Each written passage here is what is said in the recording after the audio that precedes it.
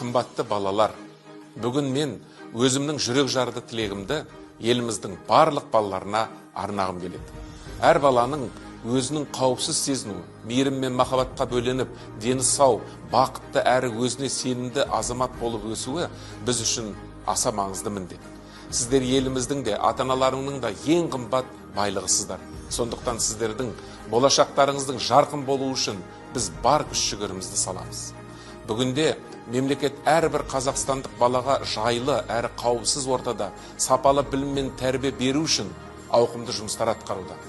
Жаңа мектептер, балабақшалар мен шығармашылық орталықтар күн санап көбейіп келеді. Мұның бәрі сіздердің жан-жақты дамып, қабілет қарымдарыңды шыңдап, армандарыңа бір қадам жақындай түсулеріңе жол ашады. Елімізде баланың құқығын қорғау әрқашан басты назарда. Осы мақсатта аса маңызды заңдар қабылданып, балаларды қорғаудың тиімді жүйесі құрылды. Сіздердің білім алуларыңыз, саулықтарыңыз, жайлы демалуларыңыз, сондай-ақ қамқорлықта болуларыңыз біздің басты міндетіміз. Бірақ ең маңыздысы сіздердің дауыстарыңды естіп, ойларыңа құлақ тұру.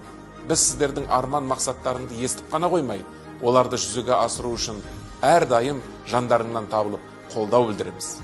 Армандаудан, батыл қадам жасаудан тартынбаңыздар.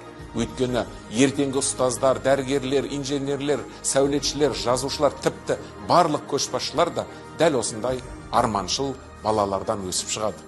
Сіздер тәуелсіз Қазақстанның болашағысыздар. Біз сіздермен әрдайым мақтанамыз. Балаларды қорғау күні құтты болсын.